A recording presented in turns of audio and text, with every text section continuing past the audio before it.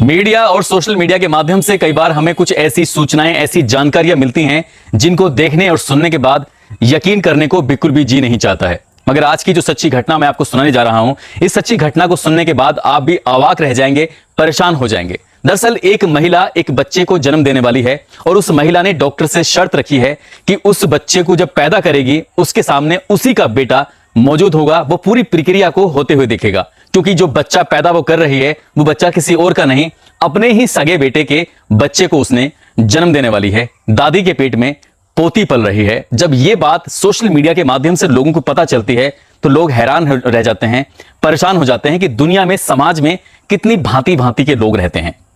आदाब, नमस्कार, सत श्री अकाल। मैं उस्मान सैफी। आज की जो सच्ची घटना मैं आपको सुनाने जा रहा हूं, ये सच्ची घटना है यूएसए यानी कि अमेरिका के उताह शहर की ये घटना है। और एक महिला होती है जिस महिला का नाम है कम्ब्रिया। दरअसल इसको जुड़वा बच्चे होते हैं और दोनों ही जुड़वा बच्चे जो होते हैं तो उसको दोनों बेटे पैदा होते हैं। जब बेटा पैदा कर रही थी तो बेटा पैदा करते करते इसकी हालत कुछ इस तरह से बिगड़ जाती है तो डॉक्टरों को लगता है कि शायद हम इसको बचा नहीं पाएंगे। तमाम कोशिशें करते हैं, बच्चा भी पैदा हो जाते हैं दोनों, और माँ भी स्वस्थ रहती है। जब वो बड़े होते हैं तो एक बार उस महिला ने फिर से ये इच्छा जाहिर की कि वो माँ बनना चाहेगी। लेकिन जब बात माँ बनने की आती है तभी वो डर जाती है, सहम जाती है उसी क्षणों को याद करके जिस क्षण में वो बच्चे पैदा कर रही थी। क्योंकि ये उसके साथ पहली बार नहीं हुआ था बल्कि दूसरी बार हुआ था। पहली बार जो उसने बच्चों को जन्म दिया था तब जुड़वा बेटियां पैदा हुई थी, और दूसरी बार जब उसने बच्चों को जन्म दिया तब जुड़वा बेटे पैदा हुए थे। वो एक बार फिर से मां बनना चाहती थी और अपने ही घर में जब ये बात रखती है, अपने पति जैफ से ये बात कहती है कि मैं एक बार फिर से मां बनना चाहती हूं, तो जैफ कहता है कि मैं तुम्हारी जान के लिए खतरा मोल नहीं ले सकता, मैं तुम्हें खोना नहीं चाहता। जब ये बात वो सुन रही थी, बात कर रही थी, तभी इसी बीच में उसकी लड़के की मां, जिसका नाम होता है नैन्सी हॉक, जो आजकल सोशल मीडिया पर बहुत ज्यादा वायरल है। हर व्यक्ति इस नैन्सी हॉक के बारे में जानना चाहता है, उसके बारे में पूरी जानकारी जुटाना चाहता है। क्योंकि इस महिला ने जो फैसला लिया वो वाकई हैरान करने वाला था, परेशान करने वाला था। उसने अपने सगे बेटे से, जिसको उसने पैदा किया, जिसने उसको गोद में खिलाया, जिसने उसको बड़ा किया, अपना दूध पिलाया, उसी बेटे से वो वादा कर बैठती है, उसी बेटे से कहती है कि मैं तुम्हारे बच्चे को जन्म दूंगी।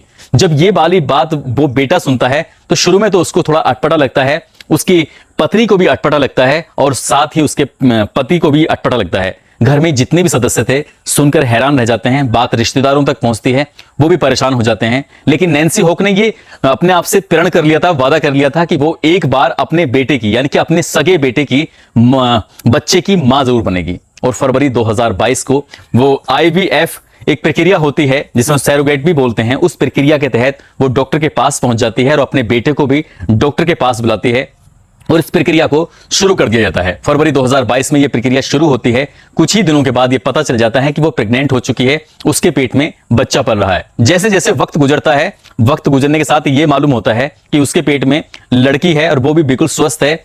मां की उम्र 56 साल होती है और सगे बेटे की उम्र 32 साल होती है। यानी कि अपने ही सगे बेटे के जीवाणु से, शुक्राणु से वो प्रेग्नेंट हो जाती है और उस बच्चे को पालने लगती है।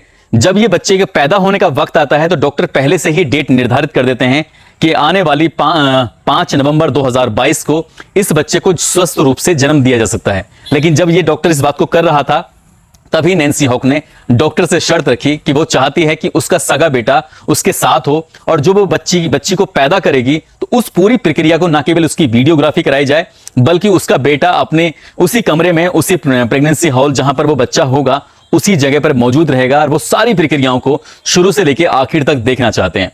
जब ये बात सोशल मीडिया पर वायरल होती है, अमेरिका ही नहीं बल्कि दुनिया के हर एक हिस्से में ये न्यूज पहुंचती है, तो लोग सुनकर हैरान रह जाते हैं, परेशान हो जाते हैं। और सबसे ज्यादा परेशानी होती है हिंदुस्तान के लोगों को, क्योंकि हिंदुस्तान में इस तरह की खबरें कभी ना सुनने को मिलेंगी ना ही देखने को मिलेंगी। हालांकि आसपास के मुल्कों में, किसी और मुल्क में भले ही सुनने को, ये देखने को मिल जाए, लेकिन हिंदुस्तान का कल्चर बिल्कुल अलग है। यहाँ माँ, बहन, बेटियों सभी की इज्जत करना जानते हैं, सभी के साथ किस तरह के रिलेशन रखते हैं इसको भी जानते हैं। लेकिन जब ये सोशल मीडिया पर मैसेज वायरल हो रहा था तब लोगों ने एक ही बात कहनी शुरू की कि ये जो बच्ची पैदा होगी ये बड़े होकर अपनी दादी को दादी कहेगी या मां कहेगी, अपने पिता को क्या कहेगी क्योंकि वो साथ में भाई भी लगता है, सगा भाई भी होता है और वो बाप भी होता है। तो ये रिश्तों की जिस तरह से खिचड़ी पक रही है, पाश्चात्य संस्कृति जब दुनिया में सोशल मीडिया के माध्यम से, अखबारों के माध्यम से, टेलीविजन के माध्यम से दूर दूर तक फैलती है, तभी रिश्तों में कहीं ना कहीं कड़वाहट, कहीं ना कहीं उनमें दूषित होने की संभावना भी पैदा हो जाती है। दोस्तों, इस घटनाक्रम को सुनाने का उद्देश्य किसी को परेशान करना नहीं है, किसी का दिल दुखाना नहीं है, बल्कि आपको जागरूक करना है, आपको सचेत करना है। जिस तरह से ये मैसेज, जिस तरह से ये वीडियो सोशल मीडिया पर वायरल हो रही है, उसी तरह से लोगों ने सवाल पैदा करने शुरू कर दिए, क्योंकि वो उसकी जो जैफ है, उसकी पत्नी कमरिया, वो एक बार नहीं बल्कि 2 बार प्रेग्नेंट होती है। पहली बार जुड़वा बेटियों को जन्म देती है, दूसरी बार जुड़वा बेटों को जन्म देती है।